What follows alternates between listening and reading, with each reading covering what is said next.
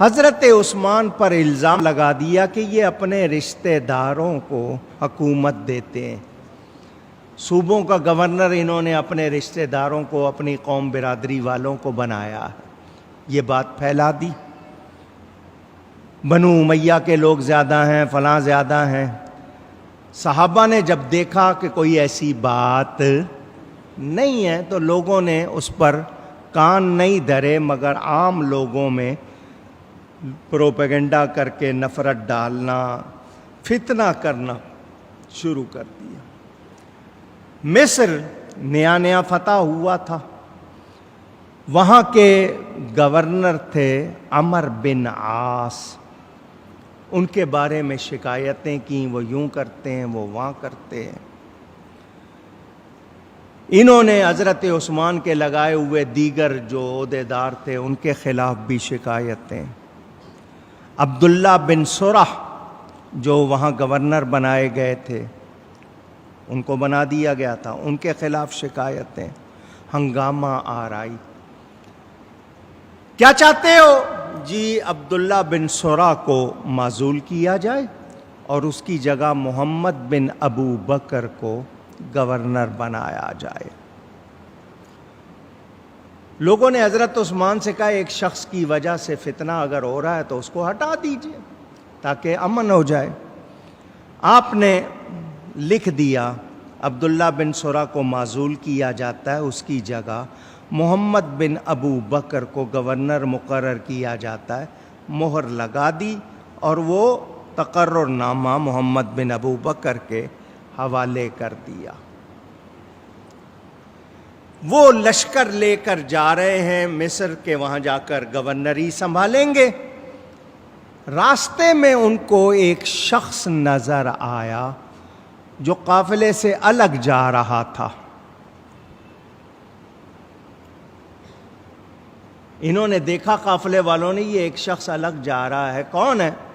قریب گئے تو دیکھا وہ حضرت عثمان کا غلام تھا۔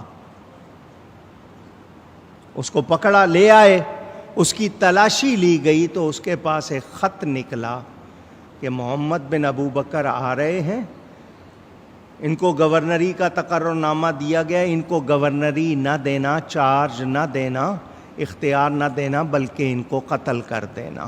اور نیچے حضرت عثمان کی مہر لگی ہوئی ہے۔ یہ پریشان کہ ہمیں دیا ہے کہ ہم گورنر بنیں اور ادھر دیا ہے کہ ہمیں قتل کر دیا جائے۔ غلام بھی حضرت عثمان کا ہے، جانور جس پہ سواری کر رہا ہے وہ بھی حضرت عثمان کا۔ ان کے اندر حضرت عثمان کے خلاف غصہ بھر گیا، بجائے آگے جانے کے 3 دن میں یہ لوگ مدینہ واپس آ گئے اور انہوں نے آ کر گھیراؤ کر لیا۔ حضرت عثمان سے کہا کہ یہ خط آپ کا اور یہ مہر آپ کی، یہ غلام آپ کا، آپ نے قتل کا حکم دے کر اپنا خون ہم پر حلال کر دیا ہے۔ بڑے بڑے صحابہ کو خبر ملی، سب آئے۔ معاملہ کیا ہے؟ یہ غلام آپ کا ہے؟ جی میرا ہے۔ یہ مہر آپ کی ہے؟ فرمایا بالکل اسی طرح کی بنی ہوئی ہے، مگر میں نے یہ خط نہیں لکھا۔ یہ جو محمد بن ابو بکر کے قتل کا خط ہے یہ میں نے نہیں لکھا، مہر میری لگائی گئی ہے، غلام میرا استعمال ہوا ہے، مگر میرا اس میں کوئی دخل نہیں۔ وہ مہر کس نے لگائی تھی؟ وہ خط کس نے لکھا تھا؟ آپ سب کو جاننے کا شوق ہوگا۔ یہ حرکت تھی مروان کی۔ کس کی؟ اونچی مروان۔ شاہ عبدالعزیز نے اس کے نام کے ساتھ لعنت بھیجی اس پہ کہ اس پہ اللہ کی لعنت ہو۔ یہ بہت کہنا چاہیے جس کو آج کل کی زبان میں آپ کرپٹ کہتے ہیں، بگڑا ہوا، بہت ہی خراب شخص، اس نے یہ سازش کی تھی۔ حضرت عثمان قسم اٹھا لی، صحابہ کو یقین آ گیا کہ حضور کے جنت میں ساتھی ہیں حضرت عثمان۔ کتنی آیتیں ان کی شان میں، حضور کے فرمان، انہوں نے ان کے حلف پر یقین کر لیا اور بتا دیا کہ غلام استعمال ہوا ہے، مگر یہ خط حضرت عثمان نے لیکن وہ تو چاہتے تھے فساد، سبائی ٹولہ، وہ تو امن نہیں چاہتا تھا. اس نے کہا نہیں جی ہم قصاص لیں گے. حضرت عثمان کے گھر کے گرد گھیرا حصار، پڑاؤ ڈال دیا. 2 مہینے تک حضرت عثمان کو ان کے گھر میں نظر بند رکھا گیا. کربلا میں 3 دن پانی بند ہوا تھا، حضرت عثمان پر 2 مہینے پانی بند رہا. خلیفہ ہیں، حکم دے سکتے ہیں فوج کو، لیکن فرمایا میں نبی کے شہر میں خون ریزی نہیں ہونے دوں گا. اور حضور نے فرمایا تھا صبر کرنا. حضرت علی کرم اللہ تعالی وجہ الکریم نے جب دیکھا حالات بگڑ رہے ہیں، اپنے شہزادوں امام حسن حسین کی ڈیوٹی لگائی کہ تم نے حضرت عثمان کے گھر پہ پہرا دینا، دیکھنا کوئی اندر داخل نہ ہو، کوئی شرارتی اندر نہ جانے پائے. ادھر یہ لوگ شور مچاتے، ہر وقت آوازیں لگاتے.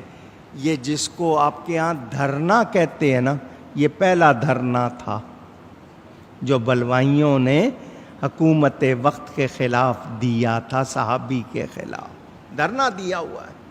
روز شور ہو رہا ہے، لوگوں کو گھروں سے نکال کے ساتھ ملانا چاہ رہے ہیں کہ ہم حضرت عثمان کو قتل کرنا ہے، ہمارا ساتھ دو، دیکھو حضرت عثمان نے یہ کیا ہے، یہ کیا ہے. حضرت عثمان غنی رضی اللہ تعالی عنہ نے پیغام بھیجا حضرت علی کو، ہمارا پانی بند ہے. انہوں نے بمشکل 1 مشکیزہ، وہ بھی بڑی مشکل سے حضرت عثمان کے گھر میں بھجوایا. 2 مہینے میں کتنی تکلیف ہوگی. کتنی بڑی ہستی جس نے مسجد نبوی کے لیے زمین خریدی، مسلمانوں کے لیے پانی کا کنواں لے کر وقف کیا، اسی کا پانی بند کر دیا. حضرت عثمان غنی اپنے گھر میں محصور. ان ظالموں نے دیکھا کہ اس طرح تو وقت گزرتا جائے گا، اور دروازے پہ حسنین کریمین پہرا دے رہے ہیں. ان میں سے بلوائیوں نے ارادہ کیا، چند افراد نے، یہ لوگ پچھلے دروازے سے، پچھلی دیوار سے دیوار پھاند کر حضرت عثمان کے گھر میں داخل ہوئے. حضرت عثمان غنی اس وقت قرآن کی تلاوت کر رہے تھے. یہ گئے، ان میں سے ایک شخص نے حضرت عثمان کی داڑھی پکڑ لی. حضرت عثمان نے فرمایا تیرا باپ اگر تجھے اس طرح کرتے ہوئے دیکھتا تو پسند نہ کر. انہوں نے داڑھی چھوڑ دی، پیچھے ہٹ گئے. یہ ظالم برے ارادے سے آئے تھے، تلواریں لے کر آئے تھے. حضرت عثمان غنی کی اہلیہ محترمہ نے شور مچایا، حضرت امیر المومنین کو قتل نہ کرو، لیکن ظالموں نے وار کر دیا. حضرت عثمان کے خون کے چھینٹے اس قرآن کریم کے نسخے پر پڑے جو آپ پڑھ رہے تھے. آپ کی داڑھی خون سے بھر گئی. آپ کی اہلیہ نے شور مچایا، امیر المومنین کو قتل کر دیا گیا، امیر المومنین کو قتل کر دیا. وہ لوگ جو قاتل تھے وہ بھاگ گئے. آپ کو زخم لگے، پانی پیش کیا گیا. فرمایا نہیں، حضور نے فرمایا تھا روزہ میرے پاس آ کے کھولنا. آپ نے اس حالت میں پانی نہیں پیا. آپ کو مظلومانہ، یعنی کتنا بڑا ظلم ہے آپ پر، آپ مظلوم ہیں، آپ کو شہید کیا گیا. ظالموں نے اس پر بھی بس نہیں کی، آپ کے جنازے پر پتھر مارے. جنت البقیع کی باؤنڈری میں دفن نہیں ہونے دیا گیا، اس کے باہر دفن کیا گیا. وہ حصہ بعد میں جنت البقیع میں داخل ہوا.